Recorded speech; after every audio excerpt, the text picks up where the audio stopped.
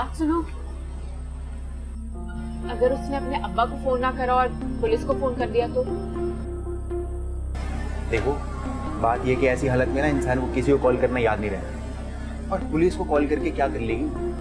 सबको पता है कि पुलिस ने आगे कुछ भी नहीं करना है। जब इंसान के खुद अपने ऊपर पड़ती है ना, किसी को कॉल करना याद नहीं रहती। और देखो, अगर उसने पुलिस को कॉल कर भी दी तो सुन लो, कुछ भी नहीं होगा। पुलिस आती है खुद कड़क चाय पीने, कड़क नोट लेने, और फिर लाइसेंस बांटते हैं गाड़ियां उठाने का। लोग गाड़ी चलाने का लाइसेंस लेते हैं और पुलिस वाले गाड़ी उठाने का लाइसेंस बांट रहे होते हैं। तुम फिक्र नहीं करो, मैं हूं ना, बस चुप करके मेरे साथ चलो। मैं अपने प्यारे वाले अरशद भाई से मिलता हूं।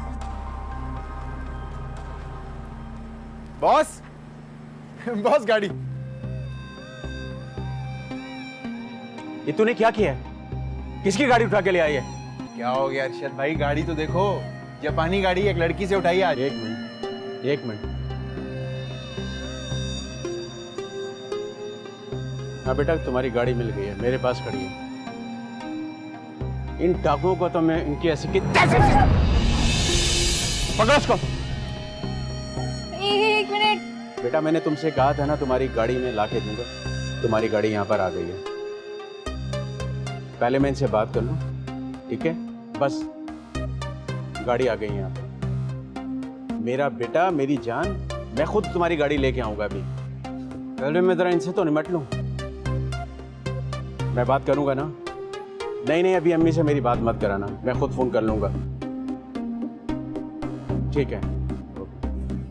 अरशद भाई क्या हुआ? क्या किसकी गाड़ी है ये? ये मेरी गाड़ी है, मेरे घर की गाड़ी है। और तुम जिससे ये गाड़ी लेके आए हो ना, वो मेरी बेटी है। मेरी बेटी है वो। सामान लेके इसको आज ही ठोकता हूँ मैं। अरशद भाई मुझे माफ कर दो, ताकि कसम मुझे नहीं पता था तुम्हारी बेटी की गाड़ी है। अब पता चल जाएगा तुझे। देखा जल्दी।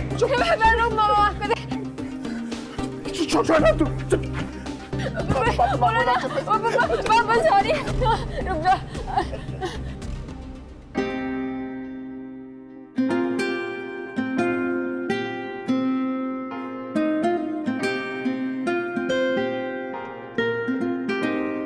जिंदगी भी इसी तरह ही होती है।